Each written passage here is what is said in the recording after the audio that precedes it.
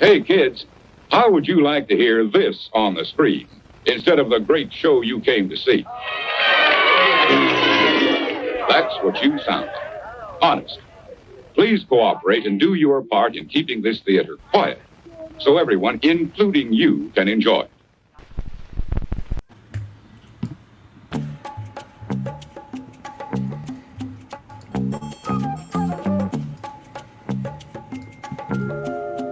What is up, everybody? Oh, God, I forgot this is the song. Wow. What a disaster. Now you go. Is it right here? Is this the moment? Is this Yeah, the like point? around right now. Yeah. Okay. What is up, everybody? And welcome into a Casual Friday edition of the DNBA Live Show. I'm your host, Adam Mares. Today we're presented by Illegal Pete's. That was good. That was Very good. Seated over to my right, I think it's your guys' right, it's Harrison Wind. What's up? Nothing,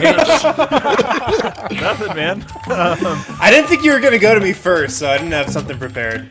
Usually go to me last. Well, I just go in order is what I do. See, down to below me is Brendan Vogt. Hey guys, sorry, I'm in a one-hole tiebreaker for WGT closest to the pin, so I'll get back to you in like 2. You know the worst moment in WGT is when you have that tiebreaker and they hit the ball and the heartbeat starts going. Yeah. And you're like, damn it, that means it's a great shot for them. That's it. Oh, yeah. It's all over. It's a deflating feeling. Very deflating feeling. And then down in the bottom right, with the beard, with the hat, it's D-Line Co. Yeah, that's not a Friday thing. It's like I always have a different hat. I got to say we're a little ragged so far. I wouldn't even say we're casual. I feel this is ragged Friday so far. You're off on the intro. Wind's playing a video game, Vogt's playing a video game. Wind is unprepared. I mean, what is happening? I'm playing a game for work. Oh, nicely done. Are you practicing for this weekend's WGT Tahoe Open? That's exactly what I'm doing. Do you guys know that Tahoe course is my favorite course? I actually love playing. If you guys don't know what we're talking about, Really? WGT, that is the official Share mobile my screen. video game of DNVR, and it's a lot of fun. You got to download it. Go to DNVR.com, and you can download it. Actually, what is it? What is the short URL? It's like DNVR Golf. DNVRGolf.com. DNVRGolf.com. Yeah, go there. I just won, by the way. If anyone Oh, Hey! baby! Wow. Well, It's a When good is day. when is the tournament on Pebble Beach coming? Because that is my home course. Dominate that course. I love that Never. course. Yeah. It's never come. We're not Love giving you an that course. advantage. Today's show, guys, Casual Fridays. We always like to have guests on, so if you're watching this show, hop in the lounge. Actually, Vote, you're going to tweet out the link to this show, so you can I just... did, yeah. Oh, you already got it. So if you're on Twitter, go ahead and join the show. Come on, send us your Nuggets questions. We'll talk Nuggets. We'll chat. We'll have a good time. But we're going to start off today, I guess. Is there... I guess I wanted to start off with Game of Zones because I thought it was pretty interesting and pretty funny. Eric, you just watched it. I did. I'm fresh off of my Game of Zones viewing, which, if I'm being honest, I was a little distracted while watching, but I thought it was very good. Last week I said that I was kind of out on Game of Zones. Yeah, I'm back in. Me too. I don't think I was ever in on it, but now I'm in. Starting with the second episode, I think, or I don't know where we are, but it was good. They've given Jokic like more airtime and lines in the last couple than Which he all of them deserves. combined. So Yeah. now Also, just the storyline of the players and the media and the natural rift is just absolutely hitting like us as the target demographic. Like this is a storyline that's absolutely hitting us. I would say they're landing this plane a lot better than the actual showrunners. That's so true. They're really sticking this land. Game wait, of Zones wait, significantly wait till it's better than over Game of before you Thrones. say that. That's true. Yeah, That's true. No, but you know what? This is going to sound funny because they're always funny, right? And sometimes, like, if they're making fun of your guy, sometimes you could be a little upset because you're like, you're not giving him a fair shake, whatever. But the show, I think, maybe I'm reading too much into it, does it kind of have a little heart behind it? Like, this little mini storyline? I feel like there's kind of a little, like, oh, you know, this is actually meaningful, not just funny. Yeah. What do you tell us? Go ahead. No? Harrison. Well, I was saying, why don't you describe to us the heart that you are seeing here. Well, we will confirm or deny. The storyline is that the Dream Team is like descending on the league, and there's like they have to combat them for all their nostalgia, basically, like this like to prove that the generations have gotten better. But then they have like this undertone to it that's I kind of like about like Kobe coming back to LeBron and telling him he has to like carry the torch and stuff. It's just kind of like there's a little it's tongue in cheek and it's weaking, but I feel like that's the only heartfelt moment because everything else just seems to be ripping on players and just stereotypes throughout the league, right? Well, this would be a weird way to really try to slip in a lot of heartfelt moments. I know, through an animated. Weirdest. I did think the Kobe thing was a nice touch. I did enjoy that. That. Like all Kobe things are sad now. Like even that, like you're sitting there laughing and then Kobe appears and I'm kind of like. Just kind of immediately kind of down. Does it make you sad when you see? It doesn't make me sad, but it makes me feel like I'm supposed to be reverent. I see what you're saying. It genuinely makes me sad, and I know that's weird. I don't. Not everybody needs to feel sad. Like this isn't one of those things where it's like, how do you laugh at a moment like this, guys? Like it's not like that. But for me personally, I'm still sad. It's still like, I don't know. And I've said this. You're before. an emotional wreck. I am Get your life together. I do need to. But no, like watching even this Jordan doc, man, I wish I could hear from Kobe. I probably would regret that. He'd probably have some really annoying things to hate say. all of the quotes if he was still alive. Just pass the ball. No, but here's the point I was going to make. Number one, I do think that there is a issue right now with players and media, and I think it goes both ways to a certain extent. But I really. And look, full disclosure, I am media. I am far from a biased person here. But there is a real thing about some of these players and just how much they like despise the media, and for reasons I would consider kind of ridiculous. Like there's people talk about you, but you know you can't take it personal, and you can't expect everybody just to worship everything you do. You're compensated. Yeah, you're compensated or whatever. For your labor. So I kind of like this idea of them presenting it just. As it is to me, as absolutely ridiculous that guys like Kyrie and KD are so annoyed and bothered by the media, and not just because like in a Princess Di way where like we're always being watched, but in a like your complaints are absolutely ridiculous. You know, like get over it. Isn't this thing though where you can't like you can feel like somebody should feel a certain way about something, but then they feel a different way about something, and you can't tell them that they're wrong?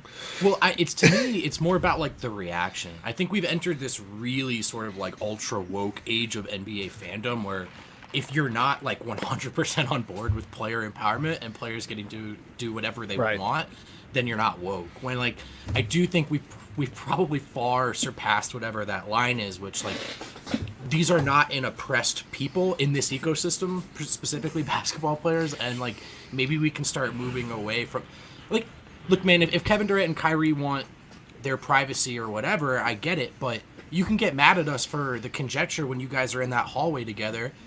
Guess what? You teamed up. Everyone was right. Everyone was 100% right the whole time. Well, that's the thing about the KD thing was, do you remember when he went out, Ethan Strauss, and he was like, grow up, bro, grow up. The reason he was going at him that time was because Strauss did the report that him and Kyrie were going to team up together, and he's like, you just make stuff up, bro, grow up. Nope, doesn't. Actually, he was right, completely right. I'll never forget Shams Charania tweeted that Isaiah Thomas was eyeing like an early February return. And then Isaiah Thomas tweeted, how are you going to tell me when I return? Does anyone want to guess when Isaiah Thomas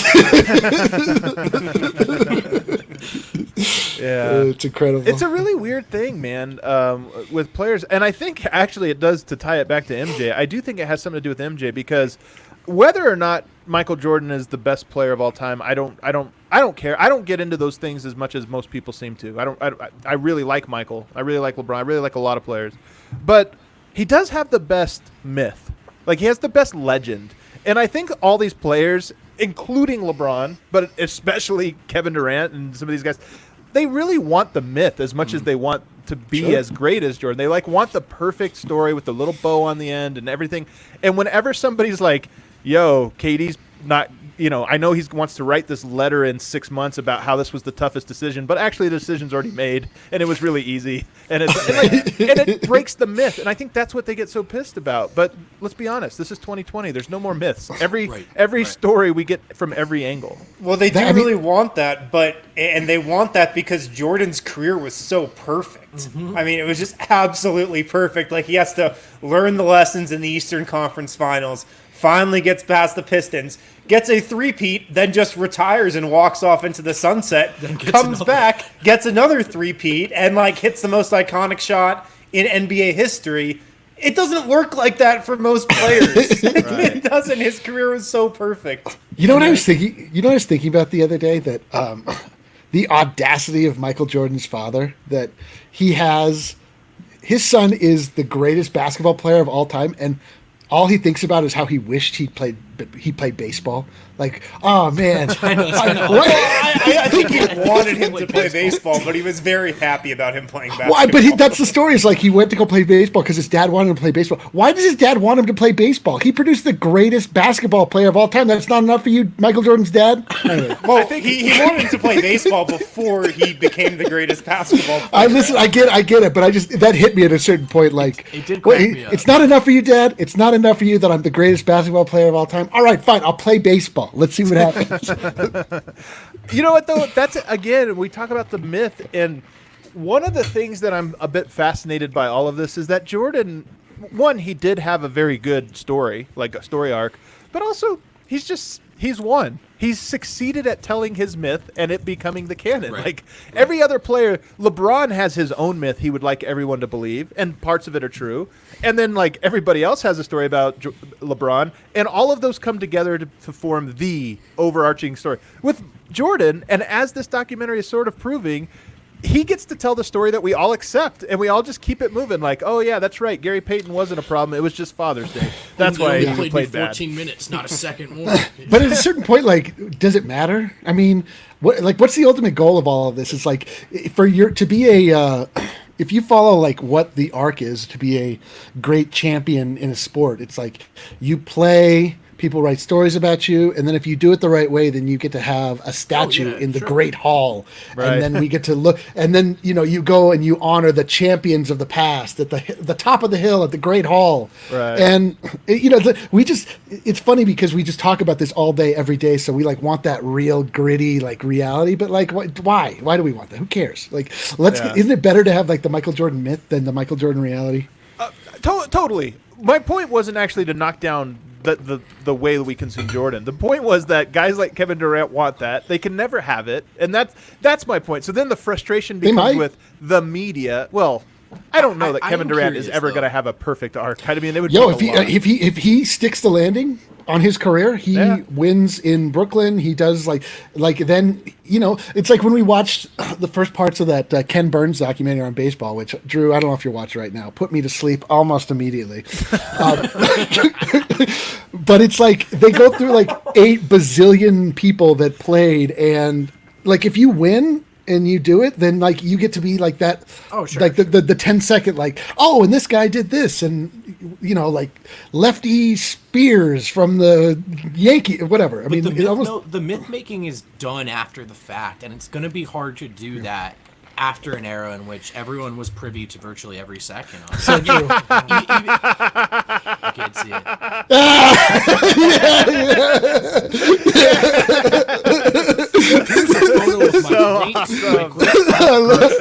I love Drew. A baseball fan. So great. I'm just kidding. I love it. What was I talking about? Oh yeah. So I am curious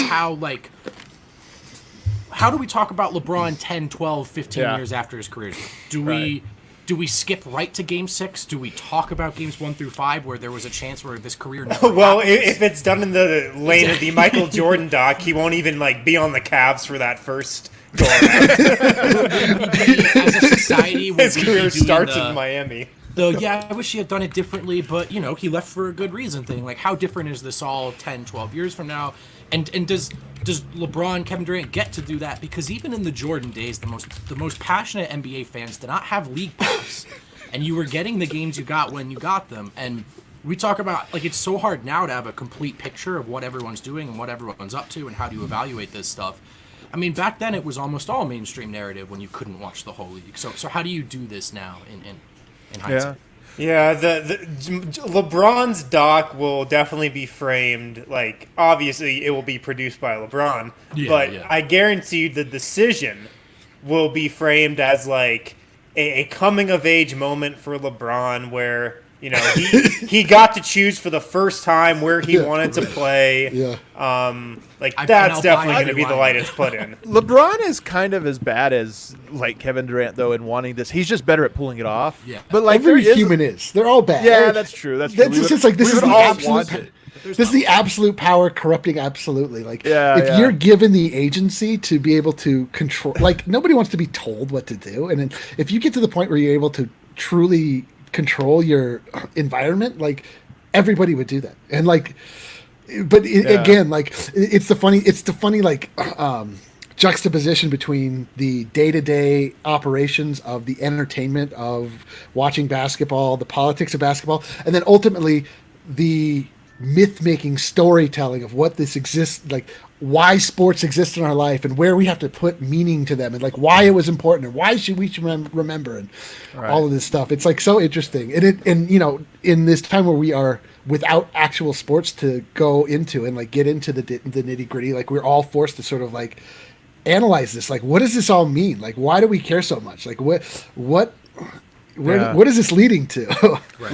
Jokic, this might be good for Jokic. Like he might get if he does win, of course. But like he just doesn't care. He's not going to finesse his legacy. Like he's not even going to know what his legacy is. What he's done with basketball. He's just back in Sombor and he's like, oh, they're talking about me still. That's weird. He doesn't.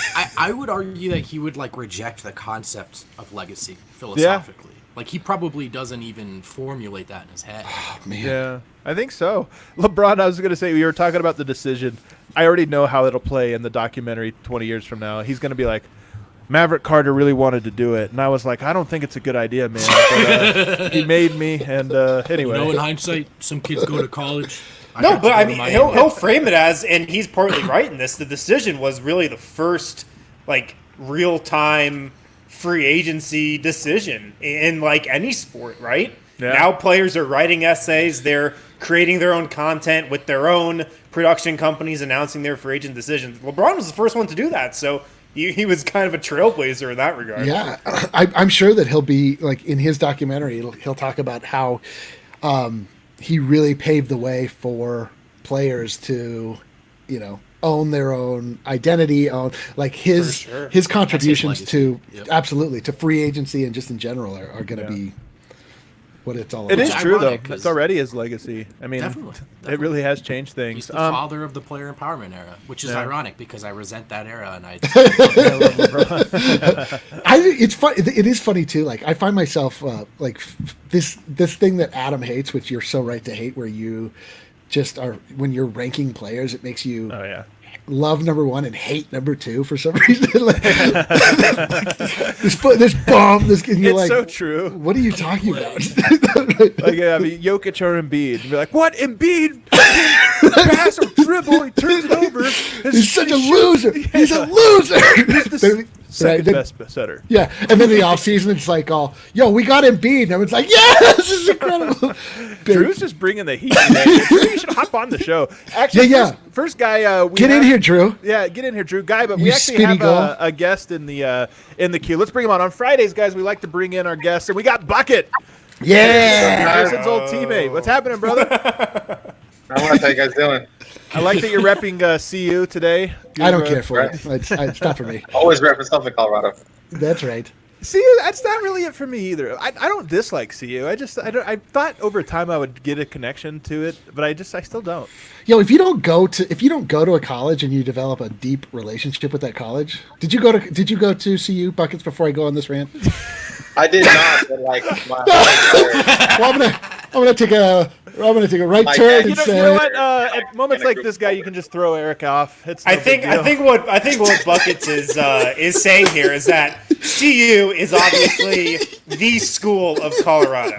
Like, CU? Yeah, I couldn't agree more. CU is obviously the school of That's where I was going default. with this. That's where I was going with this. I wanted to say thank you for representing our great state through our one university, Colorado Buckets.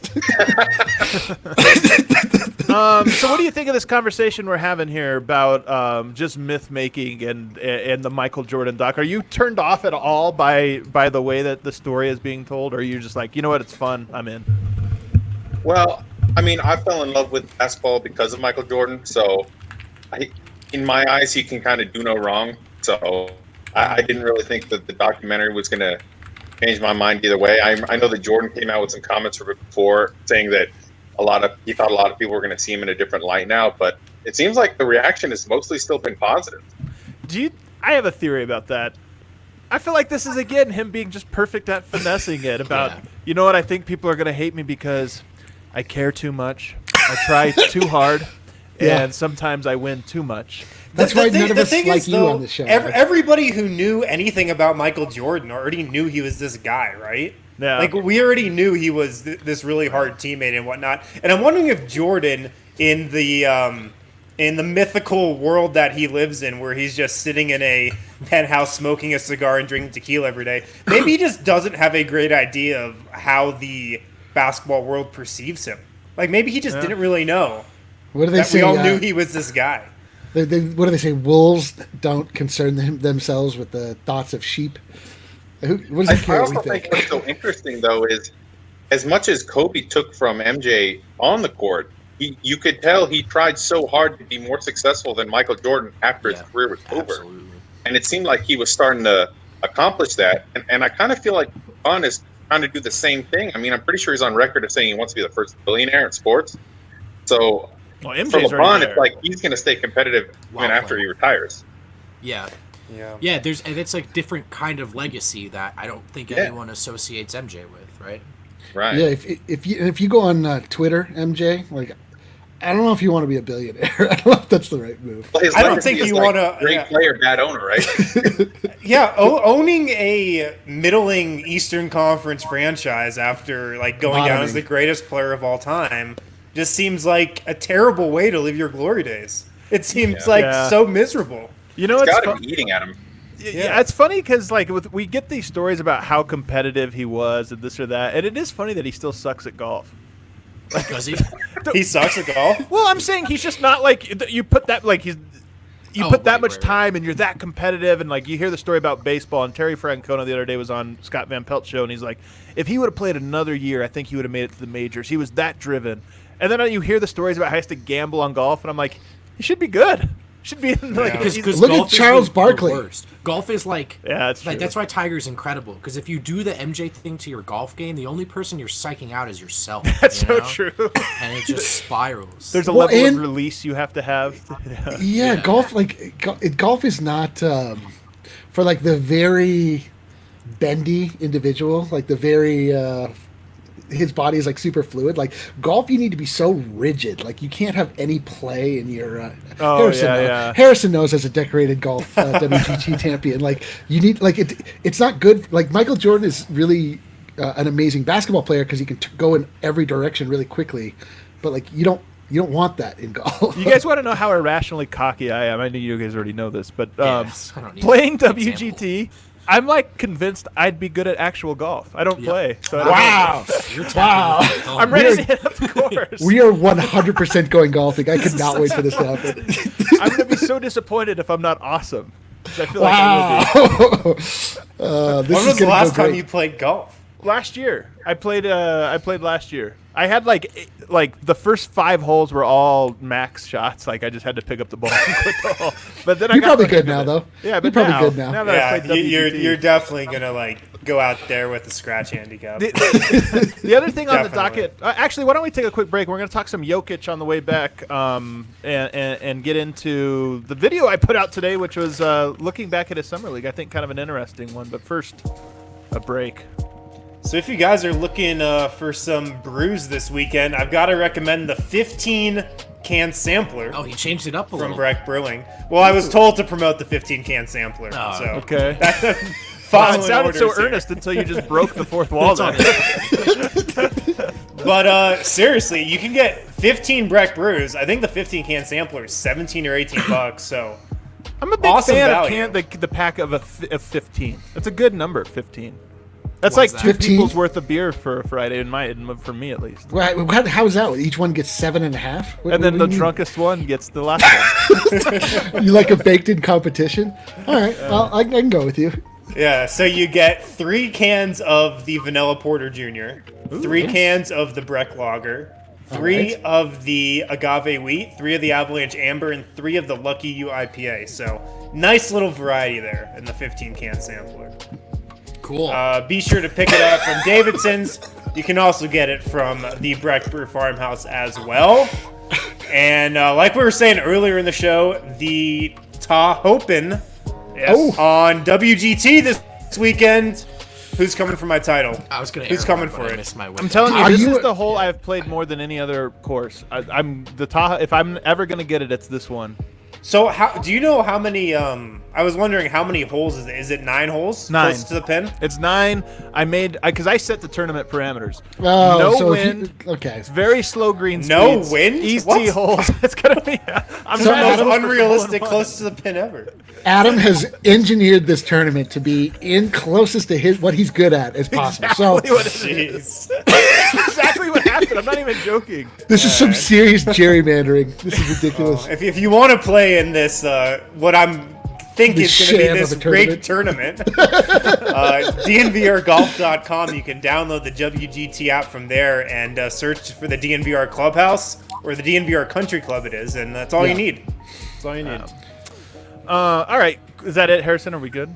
Yeah, we're good. We're All good. right. So today up on DNVR, the DNVR.com, I spent the week looking at old clips of Jokic at Summer League. Can I tell you? Great week. What a fun week going back and watching Jokic at Summer League. Buckets, do you remember, like off the top of your head, were you watching Summer League in 2015? Definitely not. I was not watching that live, but I watched your clips. They were pretty good. Okay. No, so having watched the clips, because the thesis of my video after going through it, I was like, all of the things he does now, he was doing then, maybe on a smaller scale. But, like, you see it. Like, when you watch him, and at the time, I remember this because I was there and I was covering the team. Nobody was really talking about him. And it's kind of funny to me because when you watch it now, you're like, oh, my God, he's clearly the best player. Did you get that impression?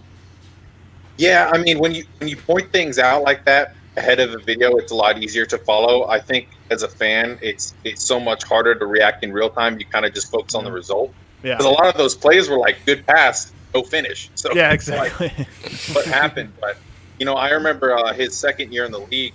I was able to go to a game, and I remember that was when he was coming off the bench for Nurkic, and you could tell like immediately within the first couple of minutes, like, whoa, this guy's just flat out better. Yeah. So Yeah, I thought, unfortunately, so Nurkic could tell that too. That was the I was like, there's only one way this is going to end. Either they're going to figure it out together, or Nurkic is going to be out of here. And I just knew that it was such a good thing for us going forward that Jokic has that mentality of team first guy. Yeah. One of the things I didn't note in the video is that Jokic played a decent amount at power forward alongside Joffrey Laverne and then this other guy. I can't remember his name. It was like Ogek or something. It's a European player. But it's kind of funny in hindsight to think that when he arrived here, they were like, and I remember Tim Conley's comments being like, long term, we feel like he'll be a fit with Nurkic and at power forward. It's funny because he's so clearly a center now. Like I can't even think of him as a power forward. It sounds so absurd, but that's more or less what they were trying to mold him into. Don't you think some of that? Go ahead, man. Sorry, I was going to say, don't you think some of that has to do with the way just the game has changed, right? I mean, small ball now. No doubt about it. Yeah, I was going to say, I wonder if because he didn't have that natural rim protecting ability, that the natural thing was to shuffle him in at power forward. And I also Definitely. think it was just a concerted effort to not have to choose between Jokic and Nurkic. Right, yeah. Right, you had a first round investment in Nurkic as well. Right. Yeah, and also you're now the thought. Well, it's funny. Like Jokic has such amazing ball skills, and you wouldn't think to empower your center to use those. Right, So that's like true, yeah. you're watching. You're like, oh, cool. He's going to be power forward because he's going to we're going to have him out beyond the 3-point line. We're going to get him the ball in his hands a little bit. But yeah, the game has changed a lot because of him. Guy, can you play the second clip, the inbound pass one? Because you were talking, Bucket, about the like play and just seeing the result. But watch this inbound play.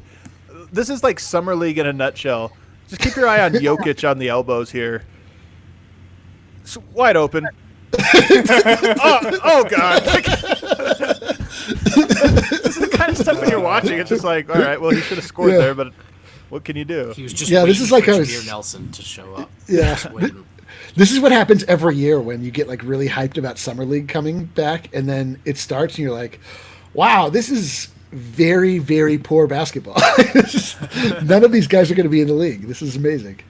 Can I tell you though, Summer League, it still was my favorite week of the year. Like it's still so much fun. But you go. I know, but I'm saying even the basketball, like the basketball just forms your day. I feel like whenever I go to Vegas, whenever I would go just as like a vacation, you would go to the pool, and that would be your day, and then at night you're just drinking and gambling. Having an actual thing to do during the day is great. Yeah.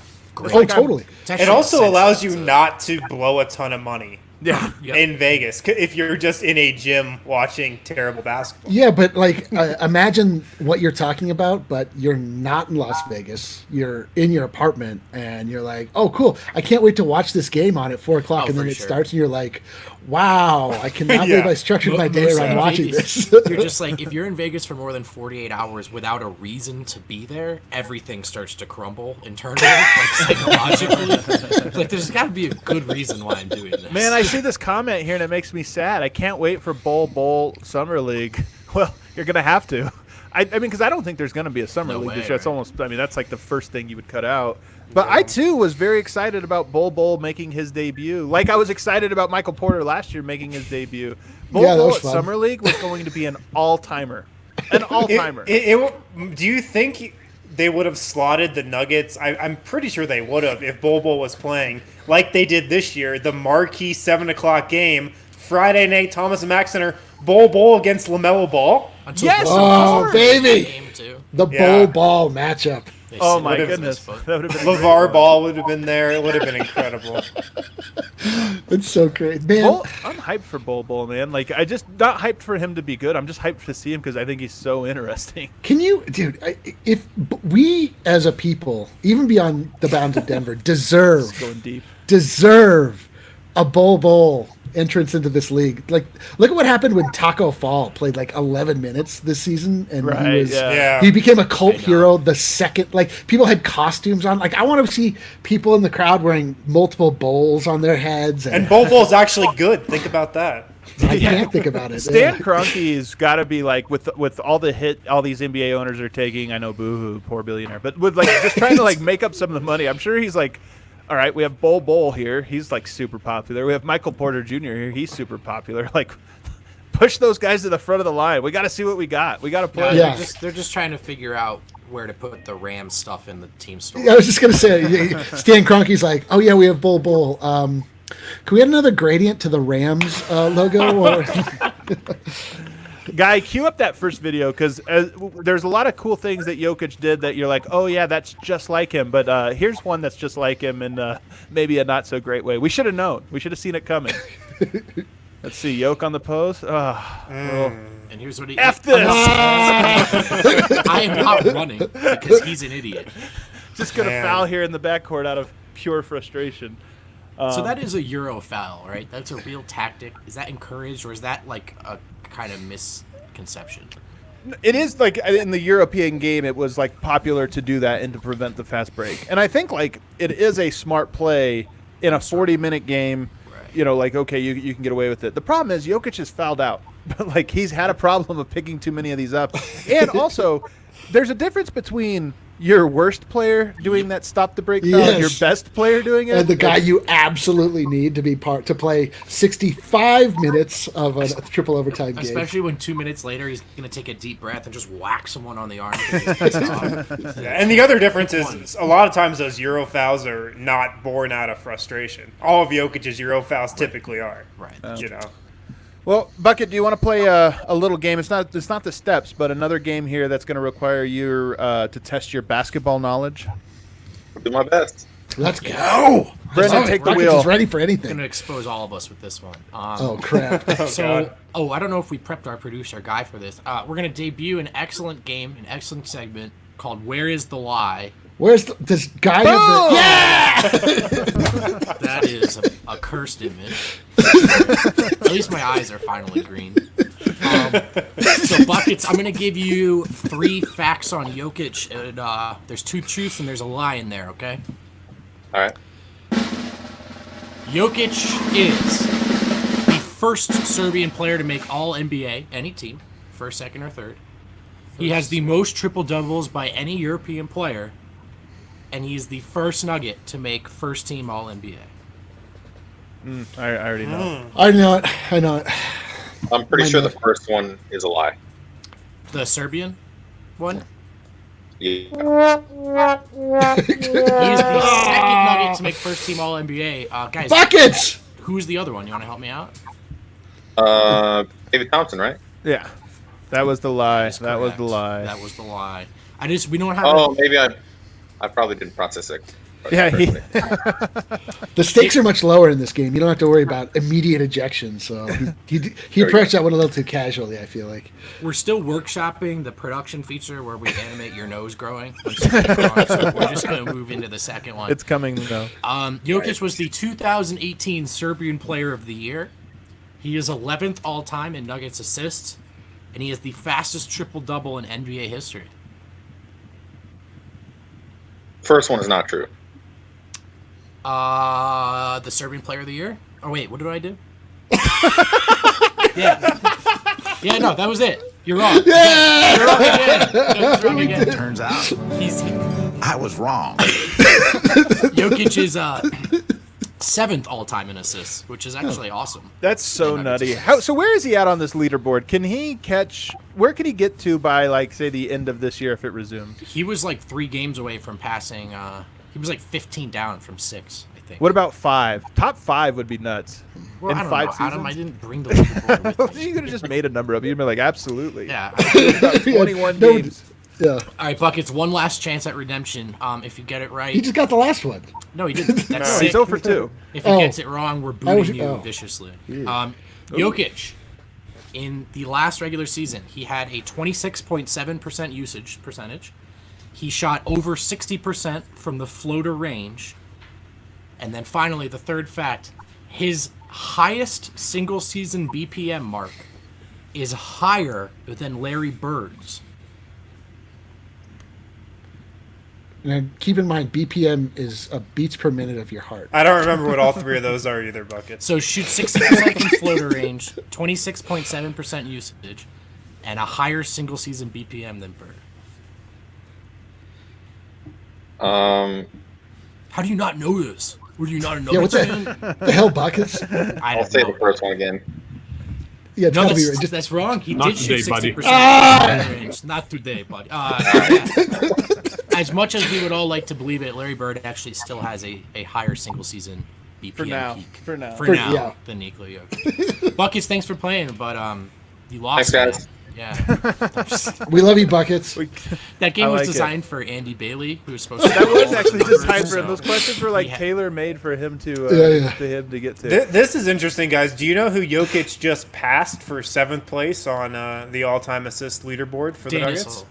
Well, I know you know, but Can I just- Is it Dan Issel? Issel? Dan Issel, who's I don't know. I guess I would have been surprised that he had that many assists, but he played for the Nuggets for so long. He played like 12 years for the Nuggets or something. Yeah. It was a long time. So Yeah, he's like he played a lot of minutes. But Jokic has topped that in 5 years. This goes back to that conversation we were having. Like, Dan Issel is like a very important figure in Nuggets history, and I feel like I've seen one clip of his playing days. Like, Well, he has been, he's been erased. He's been canceled. So that's true. we just kind of like wiped everything about Dan Issel. We're just kind of like, oh, we don't talk about it for too long. He does follow us on Twitter, though, so everyone try to keep it cool here. Try to say anything too. I love Dan Issel. I have his phone number, randomly enough. Weird Never flex. called it. Yeah. Weird flex. We talk all the time. Do we have closest to the pin? Yeah. You guys Let's want play to play? closest to the pin. Let's do it. I don't the think four of us? anybody wants to hop in here. If you want to hop in for the steps, we'll wrap up with the steps if we get a contestant. If not, we won't since we all All know right, the this is answer. just for you 3 nerds. The first one: how many career assists does Nikola Jokic have? Adam. I literally just looked this up. Oh God! What? Don't forget that you do. So Five this years. is a head-to-head me v Adam. Yeah, I was literally just looking at the Nuggets all-time assist leaderboard. Man, this is really I forgot to tough. tell you not to do that. I'm gonna be off by so many. Yeah, because why would you know? I have no clue how to gauge this stuff. 2,000? Is that like Eric? anywhere in the ballpark? So I'm trying to think here. Like, so what is the average a game? Maybe 5 a game. There's 80 games a You can do season. this Math? comments. Seriously? So I'm gonna say using those figures, 2001. Eric's the big winner. You guys were very mysteriously close on that. Yeah, suspiciously close. I just did some quick math in my head is all I did. And I just jumped off of whatever Adam said.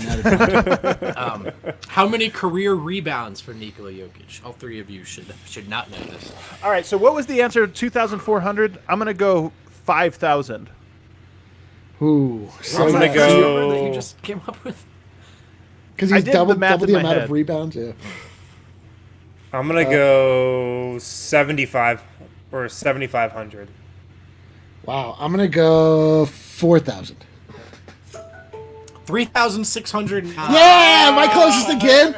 Yeah. He only has that many more rebounds than assists. That's incredible. I think what's tough about that is we think he is this elite rebounder, but he also has actually spent way less time in a high minute starting role than we think. You know what I mean? Yeah. I kind of thought that number would be way higher. 3.5 years. Yeah. Huh. How many assists for Jokic in the 2019-2020 playoffs? Total assists. In last year's playoffs. Last year's playoffs. That was 2 rounds. 127. That was, let's see, 7. That was 14 games. You're catching up to my math. I'm gonna say Not quite 10 he per game. had.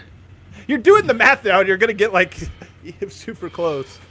I'm gonna say he had 138. That's too high. I'll go 100. 118. Adam Myers, you're our big winner. Yeah. I was only off by Fine, 20.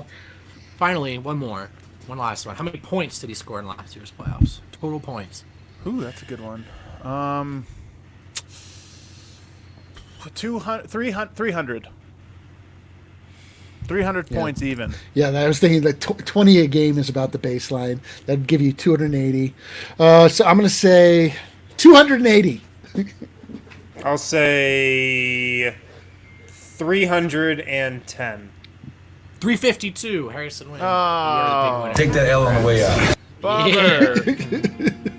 Well, those were good. I like closest to the pin. Me too. Guys, it was a good week here. The DNVR live show, or DNBA live show. God, this was a tough Friday. Really tough Friday. This was a rough one. This was a real rough one. We Peter did not come in ready. Buckets was a disaster. We got everything's a mess. Eric forgot to introduce himself. I was playing a video game. Great news, though. The sun is shining. It's beautiful outside. If you can go out into your patio and look at the world, and then go back inside. It should be a good weekend, though. All right, guys, we've got the awesome Jokic video. We got some articles, some content on there. Lots of good stuff on DNVR across all beats, so if you haven't checked it out, be sure to do so. And then we're going to be back next week with a full slate of shows. Goodbye, everybody.